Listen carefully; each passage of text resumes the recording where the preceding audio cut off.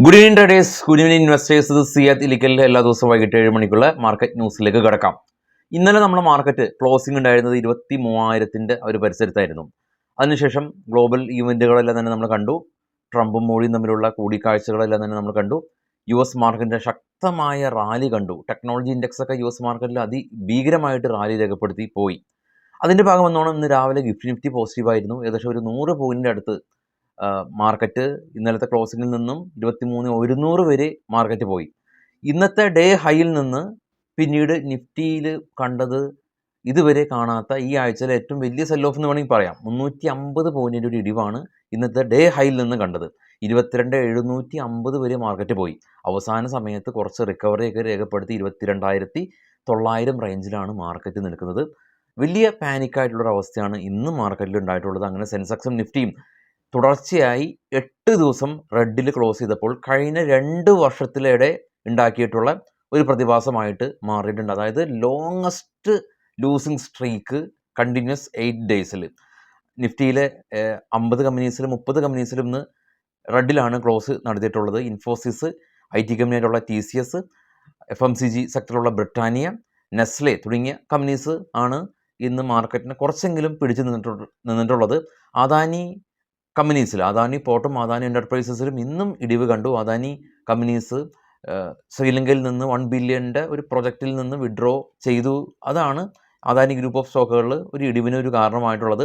Speciality chemical കമ്പനിയായിട്ടുള്ള Deepak nitrate മോശം result കാരണം 8% fall രേഖപ്പെടുത്തി. പ്രധാനമായിട്ടും ഇന്ന് നമ്മൾ ഇന്നലെ കണ്ടിരുന്നു നാറ്റ്കോ ഫാർമയിൽ തന്നെ 20% ഇടിവ് കണ്ടത്. നാറ്റ്കോ ഫാർമ ഇന്നലെ 20% ഇടിവ് കണ്ടത് വീക്ക് Q3 ആയിരുന്നെങ്കിൽ ഇന്ന് എല്ലാ ഫാർമ സെക്ടറിലും ഭീകരമായിട്ടുള്ള ഇടിവാണ് കണ്ടിട്ടുള്ളത്. Laurus lab, Gland pharma, Strides pharma, Granules India, Zydus life science തുടങ്ങിയ എല്ലാ ഫാർമ സെക്ടറിലും ഇന്ന് ഇടിവ് കണ്ടു. എന്താ പ്രധാന കാരണം? പ്രധാന കാരണം ട്രംപ് പറഞ്ഞിരിക്കുന്നത് ഡൊമസ്റ്റിക് ഫാർമസ്യൂട്ടിക്കൽ കേപ്പബിലിറ്റീസിനെ US ബൂസ്റ്റ് ചെയ്യും എന്നുള്ള അദ്ദേഹത്തിൻ്റെ പ്രസ്താവന. അതായത് US നിലവിലുള്ള ഫാർമ കമ്പനീസിന് ബൂസ്റ്റ് ചെയ്യും എന്നുള്ള ഒരു പ്രസ്താവന ഇത്തരത്തിലുള്ള ഇന്ത്യൻ കമ്പനീസ് അവിടെയും അവരുടെ പ്രൊഡക്റ്റ് സെല്ല് ചെയ്യുന്നുണ്ട്. അപ്പോൾ അവരുടെ പ്രൊഡക്റ്റിനെ ഭീകരമായ രീതിയിൽ ഇനി ബാധിക്കുമെന്നതിൽ തർക്കമില്ല. അതുകൊണ്ടാണ് ഇന്ത്യൻ ഫാർമ കമ്പനീസ് ഇന്ന് വലിയ തോതിൽ ഇടിവ് രേഖപ്പെടുത്തിയത്. നിഫ്റ്റിയായിട്ട് കമ്പയർ ചെയ്യുമ്പോൾ പ്രൊപ്പോർഷനേറ്റ്ലി ബാങ്ക് നിഫ്റ്റി അത്ര ഭീകര സെല്ലിംഗ് ഉണ്ടായില്ല. അതായത് ബാങ്ക് നിഫ്റ്റി ഇടിഞ്ഞെങ്കിൽ കൂടിയും നിഫ്റ്റി വെച്ച് കമ്പയർ ചെയ്യുമ്പോൾ ബാങ്ക് നിഫ്റ്റിയിൽ അത്ര വലിയ 200 പോയിൻറ്റിൻ്റെ ഒരു ഫോളാണ് കണ്ടത്. അങ്ങനെ BSE ലിസ്റ്റഡ് കമ്പനീസ് ഈ ഒരാഴ്ച മാത്രം 26 lakh crore market cap wipe out ആയിപ്പോയി. ഈ ഒരാഴ്ച എല്ലാ സെക്ടറും റെഡിൽ ക്ലോസ് ചെയ്തു. BSE ലിസ്റ്റഡ് കമ്പനീസിൻ്റെ മാർക്കറ്റ് ക്യാപ്പ് ഏകദേശം 4 ലക്ഷം കോടിക്ക് താഴെയാണ് വന്നിട്ടുള്ളത്. 2024 ജൂണിന് ശേഷം ഈ മാർക്കറ്റ് ക്യാപ്പിൽ സംഭവിച്ചിട്ടുള്ള ഏറ്റവും ഭീകരമായിട്ടുള്ള ഇറോഷനാണ് ഈ ഒരു വീക്ക് സംഭവിച്ചത്. ഇന്ന് സെൻകോ ഗോൾഡ് പോലുള്ള കമ്പനീസ് Q3 റിസൾട്ട് കാരണം ശക്തമായ രീതിയിൽ ഏകദേശം ഒരു 19% ഒരു ഇടിവ് കണ്ടു. PM മോഡിയും ട്രംപും തമ്മിലുള്ള മീറ്റിംഗ് എല്ലാം തന്നെ ഓൾമോസ്റ്റ് കൺക്ലൂഡ് ആയിട്ടുണ്ട്.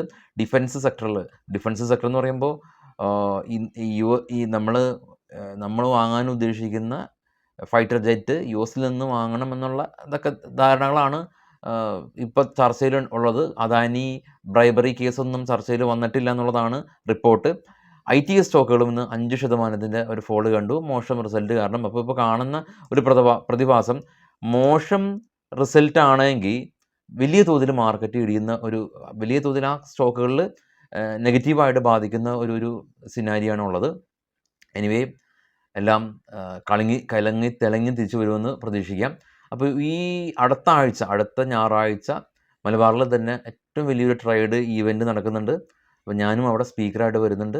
ഷിജുമോൻ ആൻ്റണി, സുനിൽ മത്തായി, അല്ലെങ്കിൽ സാക്കിദ്, അങ്ങനെ ഒരുപാട് ട്രേഡേഴ്സും മെൻറ്റേഴ്സും ഡിസ്കസ് ചെയ്യുന്നുണ്ട്, ചർച്ച ചെയ്യുന്നുണ്ട്. അവരുടെ ട്രേഡിങ് പരമായിട്ടുള്ള പല പല കാര്യങ്ങളെല്ലാം തന്നെ നമ്മളവിടെ നേരിട്ട് സംബന്ധിക്കും. നമ്മളുടെ സബ്സ്ക്രൈബേഴ്സിന് കുറഞ്ഞ ചിലവിൽ, അതായത് 1,200 രൂപയാണ് ഫീസ്, അത് 900 രൂപക്കൊക്കെ സീറ്റ് ബുക്ക് ചെയ്യാം. ലഞ്ചെല്ലാം അടക്കമാണ്, ഫുൾ ഡേ പാസ്സാണ്. അപ്പോൾ ഫസ്റ്റ് കമൻറ്റിൽ ഞാൻ ലിങ്ക് പിൻ ചെയ്ത് വെക്കുന്നുണ്ട്. അപ്പോൾ തീർച്ചയായിട്ടും നമുക്ക് കോഴിക്കോട് മീറ്റ് ചെയ്യാം. അപ്പോൾ എല്ലാവർക്കും നല്ലൊരു വീക്കെൻഡ് ദിനം ആശംസിക്കുന്നു. ട്രേഡേഴ്സും ഇൻവെസ്റ്റേഴ്സും എല്ലാം തന്നെ ചെറിയ തോതിൽ ഒരു പാനിക്കായിട്ടുള്ള അവസ്ഥയിലാണ് ഉള്ളത്. എല്ലാം മാറും എന്ന് തന്നെ നമുക്ക് പ്രത്യാശിക്കാം. Thank you.